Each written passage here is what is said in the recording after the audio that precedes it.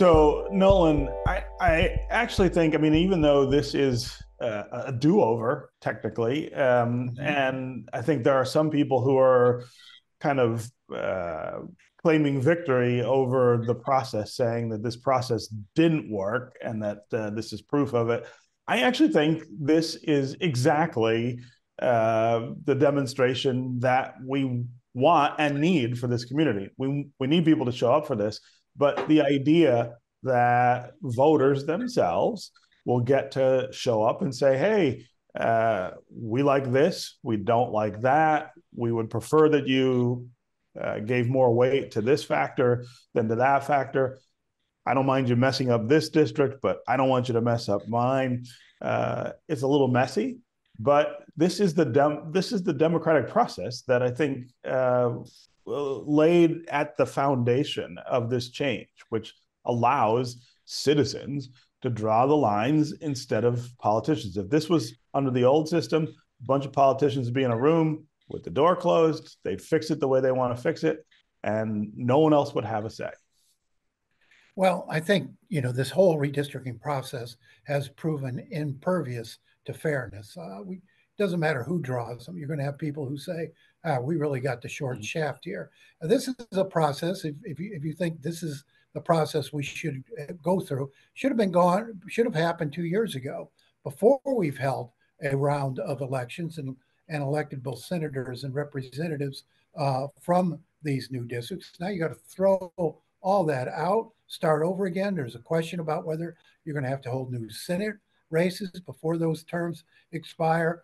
Was there a better way to do it? You said politicians in a backdoor room. Okay, what about politicians or other qualified representatives of the people in an open door room? The folks that were selected to do this, most of them had absolutely no background in politics or in political districting. Simply throwing it to the people, all that did was give the consultants, the lawyers, much more influence over the process.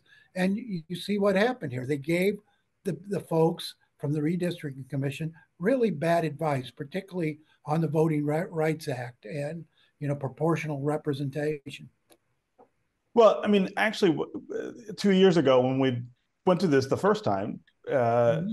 they did do the process right, and they did have citizens show up and say what they wanted and say how they wanted to do. And in fact, the mistake here that the court points out is not about the Voting Rights Act, which is about the districts you end up with and what they Mhm. do.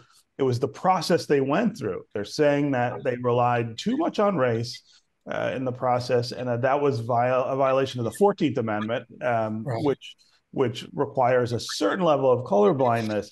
And it's an honest mistake. I mean, what they were trying to do was honor what the constitutional amendment says we want them to do, which is to de-emphasize things like political affiliation and geography and create districts that represent communities in a more accurate way. The truth of the matter is that if you are trying to create the best chance for African Americans in this region to elect people who look like them, you have to think about something more than Detroit now. That was never true before, but because in the 2020 census we saw that for the first time more African Americans live outside the city than inside, this has implications for the suburbs that it didn't have before. They did their best to try to represent that. The court says they did it by relying too much on race. But I think in terms of the outcome here, what they did made pretty good sense. But they'll go back and fix it. And yeah, I would rather have citizens do that than politicians. I mean, any day of the week. Well, you look at the outcome. Let's talk about that. You end up with fewer black representatives and senators in Lansing, and you end up with black neighborhoods, black communities, large number of them represented by white suburbanites.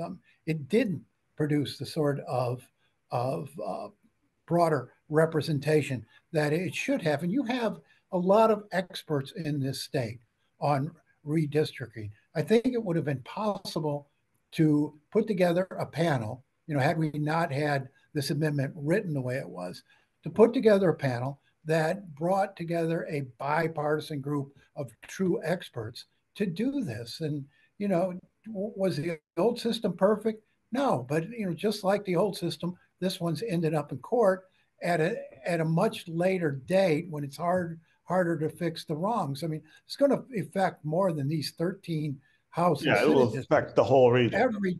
The whole region is touched by this, and we're rapidly headed into primaries, and candidates don't know what the districts are going to look like. This is not going to turn out well for a representative governing in Michigan. Yeah, I mean, the timing is bad and it's unfortunate.